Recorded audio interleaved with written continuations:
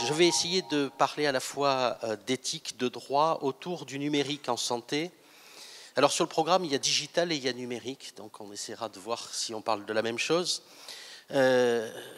Finalement, non pas des choses nouvelles, mais peut-être de manière nouvelle. Alors digital, le doigt, et numérique, le chiffre. Y a-t-il une transformation qui est digitale ou une transformation qui est numérique?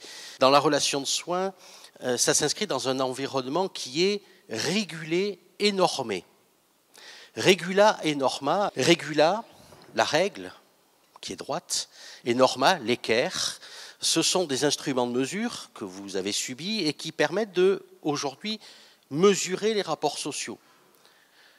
Les rapports entre le soignant et le soigné, l'établissement et le soigné, les soignés et les soignés et leur entourage, les proches, la famille, j'en reparlerai. Donc on est dans un environnement régulé, normé, mais toutes les normes qui gouvernent la vie des hommes en société, et la relation de soins notamment, ne sont pas des règles de droit. Il y a d'autres règles. Et notamment, certains parleront de morale, d'autres de mos moris, d'autres d'éthos, Ethica en latin, et puis on parlera aussi de droit. Alors, rapidement, des principes éthiques, avoir en toute maladie deux choses en vue, être utile, ou du moins ne pas nuire. Et quand on va utiliser les outils contemporains, dématérialisant la relation de soins, il faut se poser systématiquement ces questions. Est-ce utile? Et si oui, en quoi? Et est-ce que les bienfaits sont supérieurs aux méfaits? C'est le fameux ratio bénéfice-risque, la question de la proportionnalité, dans un souci de non-malveillance, de bienveillance, mais aussi de respect de l'autonomie du sujet. Être utile, ne pas nuire, avec une distinction entre l'éthique et le droit. Je taille à l'emporte-pièce, je suis un petit peu désolé d'aller si vite, mais il appartient à l'éthique de dire ce qui peut être. L'éthique, c'est le champ des possibles. C'est tout ce que l'on peut faire. Ce sont tous les outils que l'on peut utiliser aujourd'hui, du smartphone à la caméra, du faisceau au stéthoscope, du bistouri au robot chirurgical, de la médecine en présentiel à la médecine à distance. C'est le champ des possibles. Et puis, il y a le souhaitable.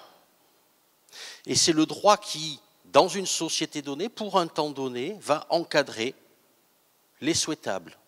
Avec une question, est-ce que tous les possibles sont autant de souhaitables? Et c'est l'attention qui se pose systématiquement. Et donc il revient au droit de dire, parce que c'est l'expression de la volonté du peuple, par le biais de représentants, de dire quels sont ces souhaitables pour encadrer le fait social. Le fait social dont il s'agit ici, c'est à la fois, on en a parlé, les données de santé et leur sécurité, c'est la question du secret professionnel, c'est la question de la confidentialité versus la transparence. Bon, moi, je n'ai pas de problème de vie privée, j'ai rien à cacher. J'ai rien à cacher, j'ai pas de vie privée, c'est stupide. J'ai rien à dire, donc j'ai pas à me cultiver. Ça n'est pas parce que je n'ai rien à cacher que je n'ai pas une vie privée. Le fait social, c'est aussi la question de l'accès aux soins sur l'ensemble du territoire, avec ce que l'on appelle peut-être improprement les déserts médicaux. Est-ce que ces outils nouveaux ne vont pas permettre un meilleur accès? C'est aussi l'opacification de la relation de soins, ce fameux colloque singulier cher à Duhamel, une sécheresse relationnelle peut-être, mais aussi la possibilité de se rapprocher. Et donc, tout cela intervient pour s'interroger à la fois sur les outils du numérique, du digital, dans le champ de la santé, quels sont ces outils, quel est leur rôle, mais aussi de savoir si cette évolution, voire cette révolution, modifie, altère, bouleverse la relation de soins. Est-ce un mythe? Est-ce une réalité? Alors, les outils et leur rôle. Les outils et leur rôle, une évolution évidente. La leçon d'anatomie d'hier, vu par Rembrandt, et puis peut-être vu aujourd'hui avec les GAFA autour du corps du patient. Effectivement, ces données sont rares, et ce qui est rare a de la valeur, et ce qui a de la valeur peut devenir peut-être un bien. Et donc, on peut s'y intéresser sous cet angle. Alors, ces outils, ils masquent des réalités plurielles.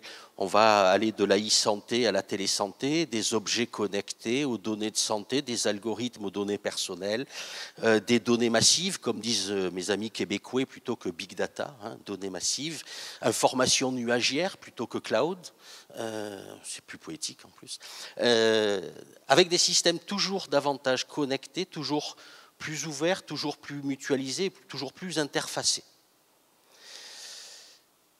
Qui pose quelques questions. Alors, je ne peux pas parler de tout, donc je vais parler de questions de société posées par le numérique en santé. Vous connaissez cette gélule traceur, magnifique, innovation.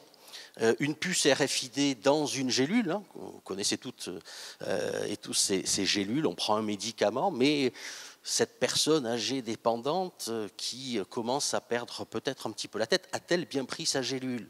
Eh bien, désormais, grâce au patch qu'elle porte sur la poitrine, la puce RFID va pouvoir envoyer un signal à l'ordinateur de l'équipe de soins pour savoir si monsieur ou madame a pris sa gélule. C'est l'antivol de bébé.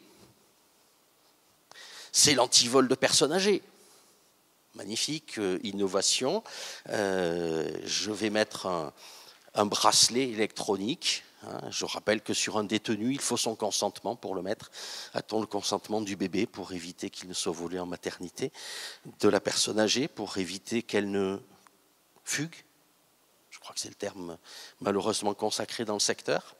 Je suis chasseur. Et quand je chasse, j'équipe mes chiens pour ne pas les perdre de colliers GPS. Très pratique. Hein.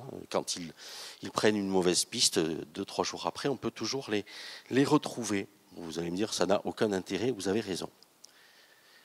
Mort d'un patient au centre hospitalier de Vesoul, la direction, parmi les mesures immédiates, mentionne la possible mise en place de colliers de détection pour personnes âgées et très âgées. Collier de détection. Les mots font mal. Hein. Et pourtant, c'est tout à fait louable. Bienfaisance, non-malveillance, utilitarisme, déontologisme. Il vaut quand même mieux ne pas perdre les vieux. Il vaut quand même mieux qu'ils ne meurent pas. Un vieux dans ma bouche, c'est rural, hein, c'est plutôt affectueux. Alors, je ne suis pas contre le progrès, rassurez-vous, je suis très heureux, moi qui suis un grand malade, comme disent mes étudiants, patient en neurochirurgie notamment, je préfère la neurochirurgie du XXIe siècle à celle du XIIIe siècle. Et d'ailleurs, cette image du XIIIe siècle vous fait prendre conscience de ce que veut dire le mot patient. C'est celui qui pâtit, qui souffre, qui a mal. Hein. Il fallait un certain stoïcisme, il fallait avoir l'âme brave et dure pour aller chez le chirurgien. L'hostilité face au progrès, ce n'est pas nouveau. Voilà ce qu'écrit le très contesté Léon Blois à propos de la vaccination et de Pasteur. J'exprime fortement, quoiqu'inutilement, mon horreur pour cette ordure dont l'humanité s'est bien passée. Et que nous devons d'ailleurs à la perfide Albion, rajoute-t-il. On finira par putréfier les petits-enfants de 40 sortes de vaccins. Vous voyez, on n'a rien inventé. Hein. Les débats d'aujourd'hui existent depuis longtemps. Mon horreur pour cette ordure. Alors certains, néanmoins, notamment des médecins, ne sont pas contre le progrès. Voilà ce qu'écrit Tamin dans le médecin de campagne. Je vois que vous utilisez le stéthoscope. Vous avez raison. Je m'y étais mis également. Donc je ne refuse pas le progrès. Remarquez bien que sur certaines juvénilités, l'auscultation à l'oreille avait son charme. Alors quelle attitude faut-il avoir face à ces outils, face au progrès, face à l'innovation? Innovare, faire du nouveau. Le progrès, c'est la marche en avant, c'est le marcheur de l'homme qui marche de Giacometti, hein, c'est le mouvement lié à l'évolution de la pensée, à l'évolution des sciences, des techniques, et Condorcet disait, il n'y a pas de limite assignable au progrès. Est-ce bien certain? Ne faut-il pas assigner des limites au progrès, aux outils nouveaux? Tous les possibles sont-ils autant de souhaitables? Quelle est l'attitude qu'il faut avoir, notamment pour le droit? Eh bien, deux tentations perverses à éviter. La première serait de voir le droit se réfugier dans une tour d'ivoire en niant les évolutions sociales, les évolutions techniques, et à vouloir maintenir la pureté des principes, avec un décalage entre le droit et la réalité. Et l'autre danger, l'autre écueil pervers qui guette le droit, c'est de n'être plus qu'à la traîne et de suivre toutes les innovations en les transformant comme autant de réalisables, de légal, de licite, de réglementaire. C'est au milieu du gué qu'est probablement la vérité. Certains disent ne pas progresser, c'est régresser. Ne pas accepter toutes les évolutions, c'est régresser. Alors, je prends ici la formule dans son acception non théologique, bien entendu. Est-ce que ne pas avancer, c'est réellement reculer? Constat simple, aujourd'hui, ne pas utiliser, par exemple, des logiciels d'aide à la décision, ça n'est même pas envisageable. L'idée n'est pas de savoir dogmatiquement s'il faut refuser l'intrusion de la technique, mais bien de redéfinir le statut d'outil.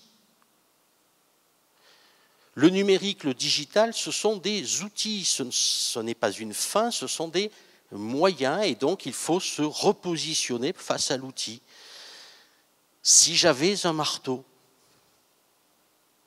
si vous aviez un marteau, dans mes mains, un marteau, c'est une arme par destination, généralement d'ailleurs contre moi-même, ou contre mes doigts. Si vous donnez un marteau à un charpentier, il refera la toiture de Notre-Dame. C'est pourtant le même marteau, il n'a pas la même utilité. Donc ça n'est pas la puce RFID qui est en cause, ce n'est pas le collier GPS qui est en cause, c'est la main de l'homme qui le tient, ou plutôt le cerveau qui guide la main de l'homme qui tient l'outil. Et donc il faut repositionner l'outil par rapport à sa valeur réelle d'outil. Même chose pour la cybersanté. N'oubliez pas que Kubernetes et Kubernétiquer, cela veut dire gouvernail. Cyber, c'est gouverner. Mais le gouvernail, il ne barre pas tout seul le bateau. Si vous laissez le gouvernail faire ce qu'il veut, vous allez tourner en rond et être drossé à la côte. Il y a bien une main qui guide la barre, le cyber. Donc il faut repositionner l'outil pour ce qu'il est, en s'interrogeant et, pour ma part, en étant parfois un peu déconcerté par l'usage de certains outils comme les smartphones personnels par les praticiens. Par l'absence dans certains établissements de responsables de sécurité des systèmes d'information. Je ne suis pas contre les smartphones. Le iPhone est un outil magnifique. L'utilisation du smartphone en ophtalmologie, notamment en Afrique subsaharienne et sahélienne, qui permet de faire des examens de l'œil. Mais quand le même smartphone sert à filmer un patient dans le cadre d'un bizutage de jeunes étudiants professionnels de santé que l'on met ensuite sur les réseaux sociaux, c'est plus contestable. C'est pourtant le même smartphone. L'outil a été dévié. Et donc sur les réseaux sociaux aussi, il faut porter une blouse blanche, s'interroger sur la pratique de la médecine à l'âge de Facebook et si je puis être ami de mes patients sur un réseau social. Tout ça pour dire ces évolutions ont peut-être un peu modifié, métamorphosé, voire bouleversé la relation de soins. Si on pense pouvoir être remplacé par un ordinateur, on le sera. La relation de soins, Péquignot puis Duhamel l'ont définie comme étant, déjà dans Médecine et monde moderne, dans les années 50, un colloque singulier. Et Péquignot, dans Médecine et monde moderne, disait « des écrans techniques vont se multiplier ». L'informatique n'existait pratiquement pas, Internet n'était même pas envisagé et déjà les questions se posaient.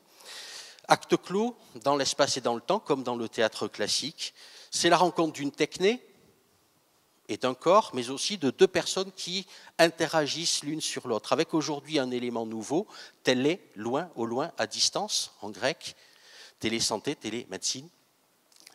Mais la télésanté et la télémédecine, ça a toujours existé. Le docteur Tissot faisait des consultations épistolaires. Les mêmes questions se posaient avec, bien sûr, un espace-temps très différent. Le temps que Tissot fasse sa consultation, si on était dans une consultation d'urgence, le patient était mort.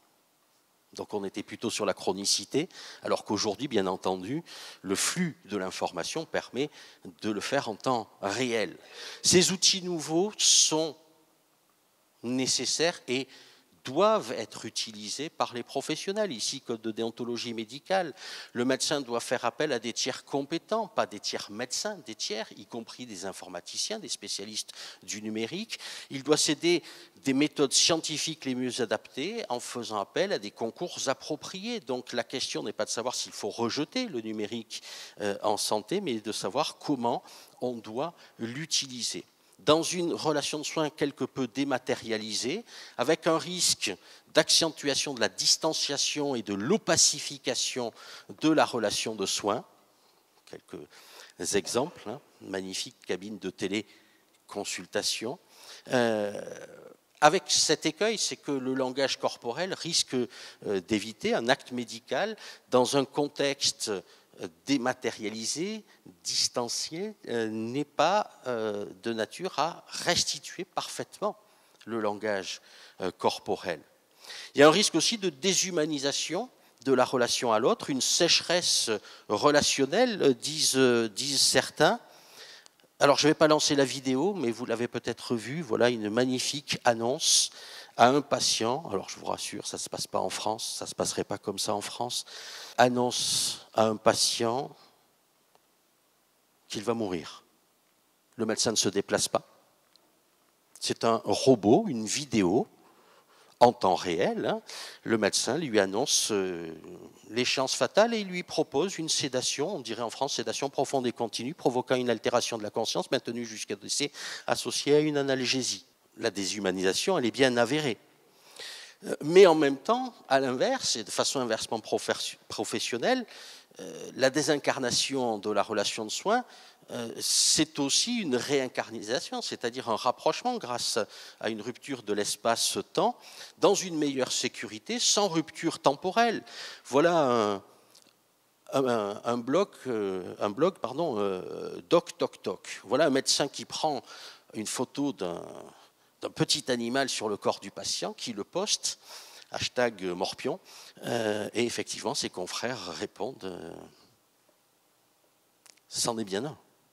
Alors déshumanisation ou humanisation retrouvée en gagnant du temps médical, en gardant le contact, en rassurant, en permettant, y compris dans le monde rural, de consulter son télécardiologue sans descendre à la grande ville.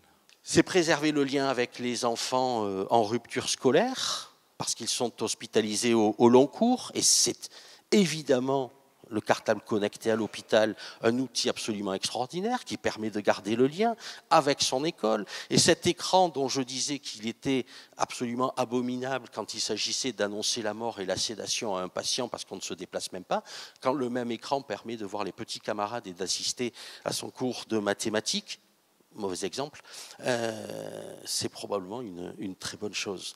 Donc éloignement ou rapprochement, vous voyez, la question demeure débattue, et encore une fois, tout dépend de ce que l'on fait de l'outil.